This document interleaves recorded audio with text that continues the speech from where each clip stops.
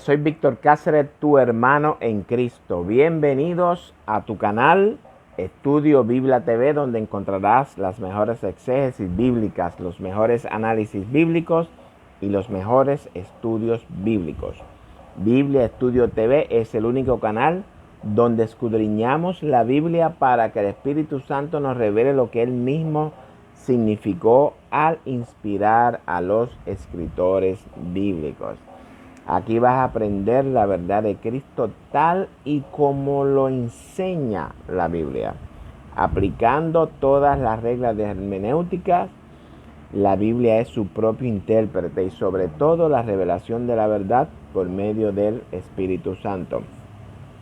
No te muevas de este canal, que lo que vas a aprender aquí no lo vas a aprender en los institutos bíblicos, ni en las universidades, ni en las escuelas bíblicas.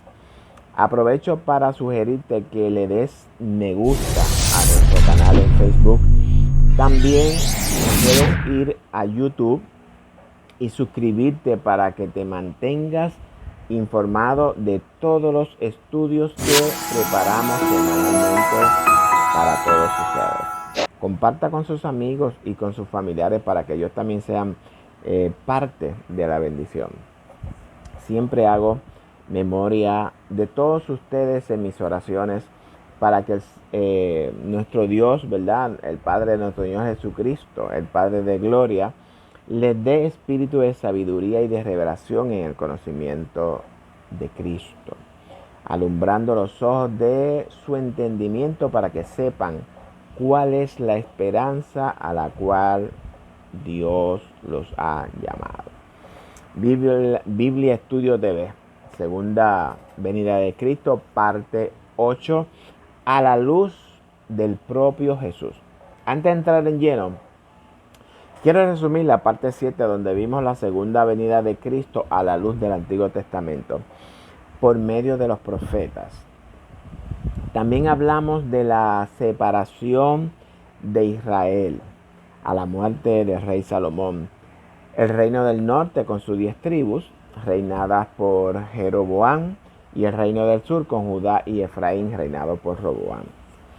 La tribu del norte peca y no cumple el pacto con Dios, rechazando al verdadero Dios y yéndose detrás de dioses falsos, arrastrando a Efraín con su pecado también, y a causa de su pecado, pues Dios lo entrega en manos de los asirios en el 722 a.C. y fueron llevados cautivos y fueron dispersos por todo el mundo. Así que ya las 10 tribus del norte desaparecen, son deshechas por Dios. Pero de esto vamos a hablar en un video que voy a preparar exclusivamente para hablar de este tema, el cual es muy relevante para que podamos entender. Vamos a analizar lo que el mismo Jesús enseña acerca de su retorno a la tierra. Recordemos que en Jesús se establecen todos los principios bíblicos. Una cosa que quiero que entiendan todos mis hermanos en Cristo, que Dios no me llamó a convencer, me llamó a enseñar su verdad tal y como está escrita, sin quitarle y sin añadirle. La Biblia, jóvenes, es su propio intérprete. Si usted no entiende algún pasaje bíblico, la Biblia le va a dar la interpretación correcta. Todos los textos bíblicos son interpretables. Hoy vamos a ver qué nos enseña Jesús acerca de su segunda venida. Y el primer pasaje que quiero analizar hoy es el que se encuentra en Juan 14 del 1 al 3. Un pasaje conocido por todos los cristianos. Voy a leer el texto y luego lo voy a explicar. No se turbe vuestro corazón, creéis en Dios, creed también en mí. En la casa de mi Padre muchas moradas hay, y si así no fuera, yo os lo hubiera dicho. Voy pues a preparar lugar para vosotros. Y si me fuere y os preparare lugar, vendré otra vez y os tomaré a mí mismo, para que donde yo estoy, vosotros también estéis. No voy a entrar en el resto del capítulo, solamente vamos a analizar estos 3 primeros versos. Antes de empezar, quiero explicar la razón por la cual Jesús les dice estas palabras a sus discípulos. Jesús en estos 3 primeros textos quiere crear en ellos un pensamiento de seguridad o de garantía en cuanto a su retorno a la tierra. Y Jesús empieza diciéndoles: no se turbe vuestro corazón. Y cuando hablamos de un corazón turbado, significa una persona confundida, desorientada, despistada. Jesús les dice que no permitan que su corazón se turbe, porque Jesús sabía lo que ellos iban a enfrentar en el transcurso de su venida a la tierra. Y les exhorta a: creéis en Dios, creed también en mí. Es decir, Jesús les dice que para que puedan perseverar con un corazón calmado, tranquilo y animoso, era necesario vivir creyendo en Dios y también en Él. Y ahora viene y le da palabras de promesas y de seguridad. Y le dice: en la casa de mi Padre muchas moradas hay. Y si así no fuera, yo os lo hubiera dicho, voy pues a preparar lugar para vosotros. Lo primero que debemos de tener claro aquí es que Jesús no nos va a preparar moradas, porque Él mismo dice que ya están. Para que podamos entender lo que Jesús le promete a sus discípulos, es decir, a todos nosotros, su iglesia, debemos de interpretarlo a la luz del libro de Números y Levíticos.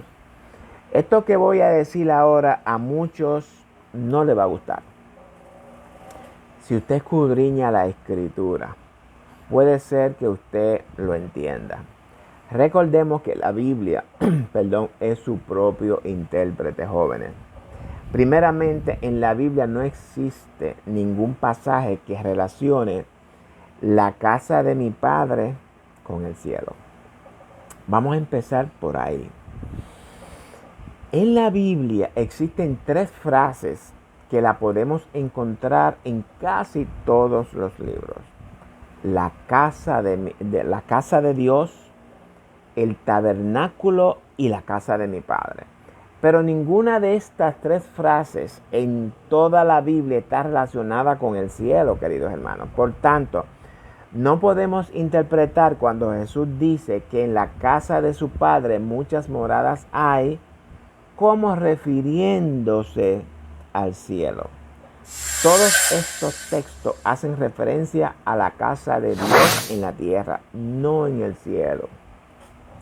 Hay 2 textos en Números que quiero compartir con ustedes. Pero está hablando de Números 1, 47, 51 y Números 3 del 11 al 12. Pero los levitas, según la tribu de sus padres, no fueron contados entre ellos.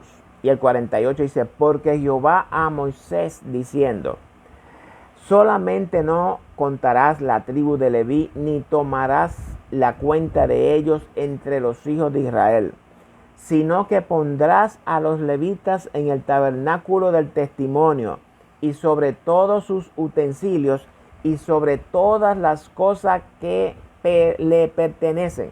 Ellos llevarán al tabernáculo y todos sus enseres, y ellos servirán en él y acamparán alrededor del tabernáculo. Es decir, que vivían alrededor del tabernáculo.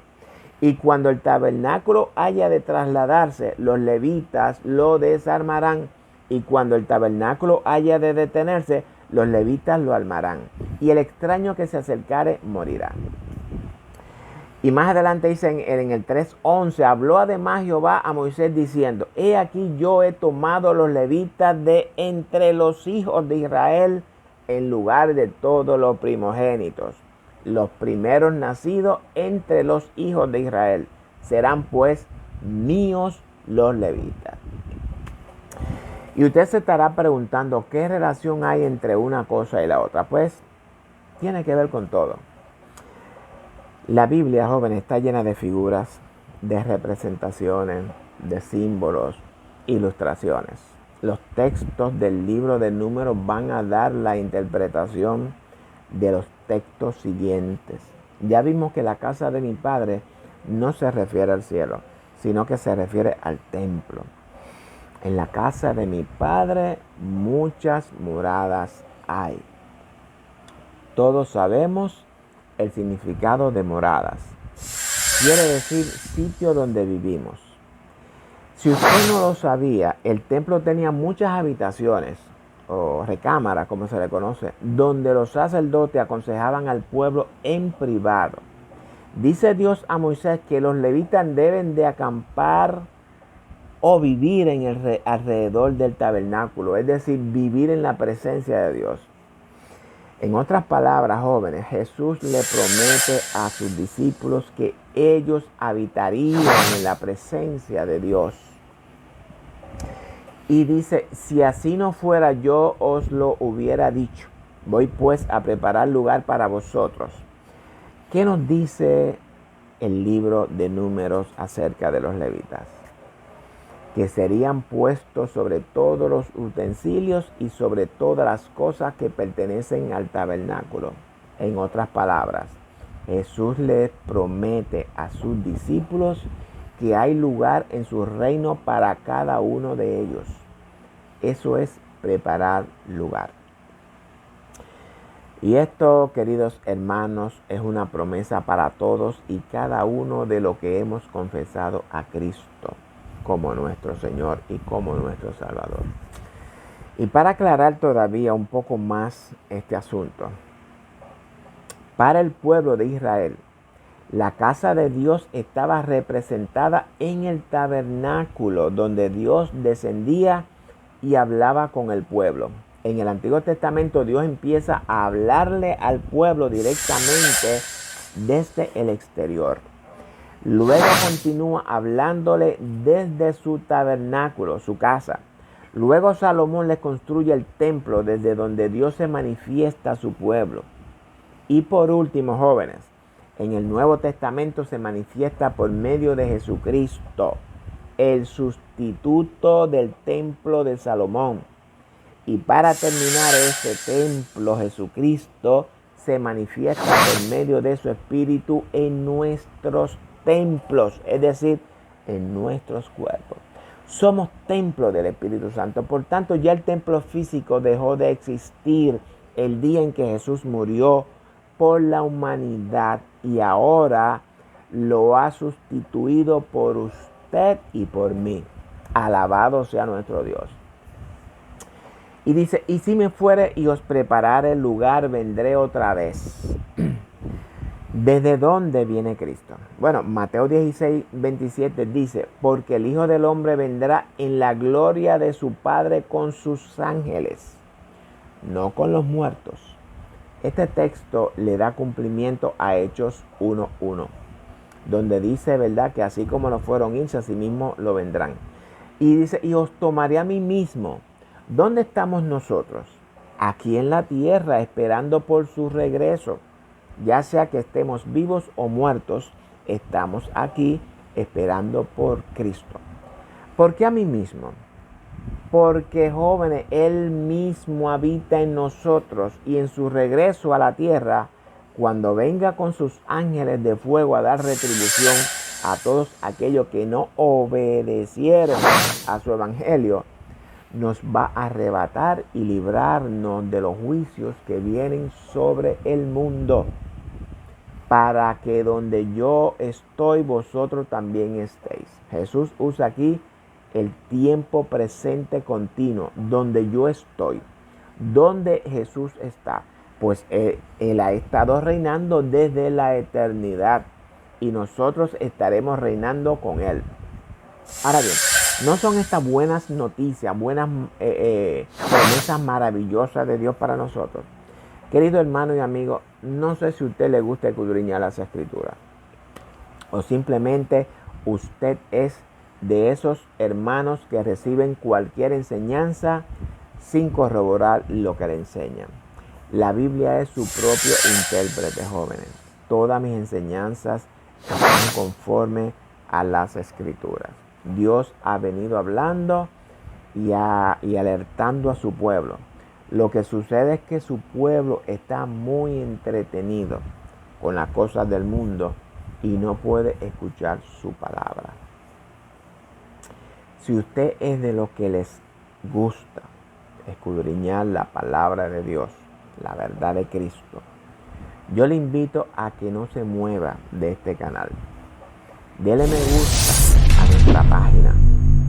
Compártala con sus amigos y familiares para que junto a usted y nosotros estudiemos la Biblia, la palabra de Dios a profundidad.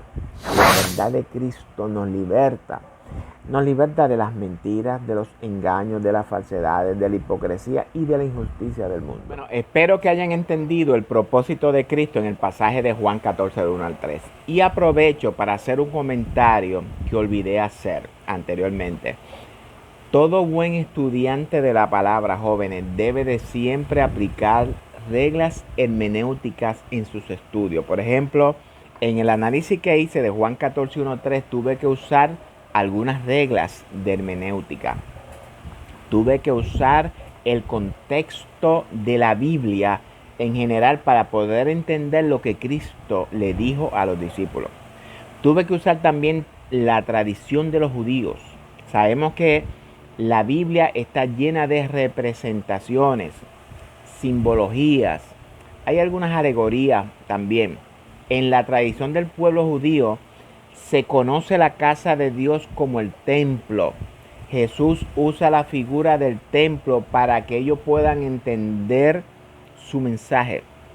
Jesús nunca habla con un lenguaje desconocido para su pueblo. Cuando el pueblo judío oye de higuera, entiende que se refiere al pueblo. De igual manera, Jesús usa la palabra infierno para identificar un sitio de tormento. Cuando los judíos oyen la palabra infierno, automáticamente lo relacionan con el basurero que está afuera de Jerusalén, conocido por todos como el Genema, donde se quemaban la basura y siempre estaba ardiendo. Es por esta razón, jóvenes, que necesitamos escudriñar las Escrituras para que podamos tener una interpretación lo más cerca a lo que el Espíritu Santo significó al inspirar a los escritores. Luego de analizar el pasaje de Juan 14, 1, 3, me resta hacerle una sugerencia a todos los líderes de nuestras congregaciones, maestros, pastores, evangelistas, predicadores. Es necesario que llevemos la hermenéutica a los altares, que llevemos el instituto bíblico a los altares, que en vez de estar haciendo cultos de actividades, nos concentremos en escudriñar las Escrituras. No estoy en contra de los cultos, aclaro. Yo auspicio los cultos de adoración y alabanzas a Dios. Sin embargo, he visto algunas iglesias que se pasan la semana entera pensando qué van a hacer en los cultos. Tenemos que crear cursos de capacitación en la palabra para toda la congregación. Hemos rellenado los cultos a Dios con dramas, actividades. Muchas veces se paran al frente a repetir lo mismo. Hemos cargado nuestro diálogo con muletillas. Cuando yo me paré al frente la primera vez, jóvenes, por poquito salgo corriendo por la puerta. No sabía qué decir. Me quedé mudo. No estaba preparado. No estaba capacitado. No estaba formado. Hoy día cada miembro de la congregación debe de estar capacitado y formado para predicar, enseñar la palabra, adorar, alabar, servir. La iglesia está estancada. No está creciendo en el conocimiento de Dios. Estamos todavía con la leche en el biberón.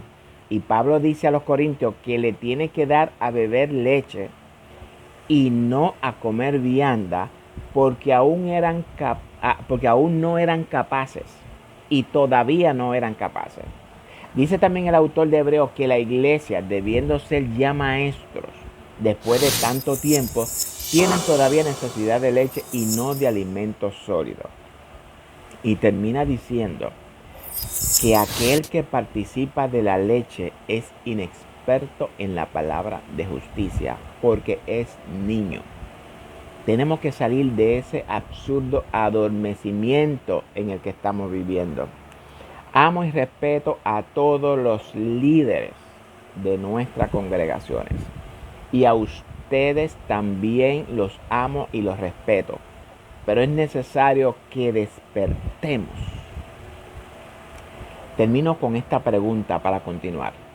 ¿Hasta cuándo vamos a seguir siendo niños? Bueno, anteriormente dije en otro video que la segunda venida de Cristo tenemos que analizarla dentro del contexto de toda la Biblia. Es por eso que empecé con el libro de Génesis. Pablo no nos da la visión completa de la segunda venida de Cristo, jóvenes. Pablo nos da porciones. Cristo, el mismo Cristo, tampoco nos da una visión completa de su segunda venida. Nos da porciones. Pedro, Juan, Santiago, Judas tampoco nos dan una visión completa de la parucía de Cristo. Para que podamos entender la visión que Pablo nos da de la segunda venida de Cristo, tenemos que analizarla dentro del contexto de todas sus cartas. Lo mismo de Cristo. Tenemos que analizarla dentro del contexto de los 4 evangelios. Tenemos que analizar también dentro del contexto del Antiguo Testamento. Y por último, y esto es sumamente importante porque nos da las claves y el desarrollo de los acontecimientos futuros relacionados a la venida de Cristo. Los tiempos y los juicios. Apocalipsis. Yo les recomiendo que busque su Biblia para que analicemos todo este evento a la luz de las Escrituras. Bueno, ahora quiero que analicemos cómo Cristo ve su segunda venida y lo vamos a ver a la luz de los evangelios sinópticos, entiéndase Lucas, Mateo y Marcos. Yo quiero que usted busque su Biblia y la abra en Mateo primeramente. Voy a dar la cita ya mismo. Es necesario que nos quedan todavía como 7 minutos. Voy a comenzarlo y aunque no lo voy a poder terminar, pero voy a tratar de hoy establecer una base. ¿Cómo Cristo mira o visualiza su segunda venida? Recuerden que Cristo no nos da la visión completa de su venida. Nos va a dar parte y básicamente en un nivel panorámico. Es decir, que nos da general. Cómo Cristo la mira. Vamos a buscar. Así que vamos a hacer hoy y vamos a comenzar en Mateo 24. Ese capítulo que todo el mundo predica de la venida de Cristo o de las señales antes de su venida. Ese texto que todo el mundo conocemos. Yo quiero que busquen su Biblia y busquen en Mateo 24 del 1 al 51. Márquenlo con un marcador, es decir, con un divisor. Marcos 13 del 1 al 37. Busque otro divisor y divídalo. Y Lucas 21 del 5 al 38. Aclaro, no voy a leer los textos porque usted se supone que los conoce, querido amigo. Bueno, de todas maneras, yo voy a poner el texto en la pantalla. No lo voy a leer, pero voy a poner el texto el capítulo que voy a estar trabajando, lo voy a poner en la pantalla para que usted lo pueda ver. Pero no lo voy a leer. Yo solamente me voy a concentrar en la pregunta que le hacen los discípulos a Jesús luego de que ellos estuvieron en el templo y cuando salen, dice la Biblia que los discípulos muy maravillados le dicen a Jesús, mira ese templo, mira las piedras, mira la hermosura del templo. Y sabemos que Jesús le da una respuesta. Ellos creían que Jesús le iba a decir, wow, sí, está lindo, está hermoso. Jesús le dice, de cierto te digo que mira, dentro de muy poco tiempo no va a quedar piedra sobre piedra de todo esto que está aquí. Y voy a comenzar con con Mateo. Y vemos que entonces los discípulos pues se van con Jesús y dice la Biblia que se paran en el monte de los olivos que está como frente al templo y le hacen esta pregunta los discípulos. Voy a trabajar solamente con las preguntas en los 3 evangelios y con las respuestas en una forma generalizada, en una oración de lo que Cristo habla. De todas maneras, los textos van a estar en la pantalla. No van a estar muy grandes, pero usted lo puede ver si usted no tiene la Biblia. Dice Mateo que cuando ellos salieron, los chicos se reúnen con Jesús y le hacen esta pregunta. En Mateo 24:3, el versículo. ¿Cuándo serán estas cosas? ¿Y qué señal habrá de tu venida y del fin del siglo? Le hacen 3 preguntas en una sola.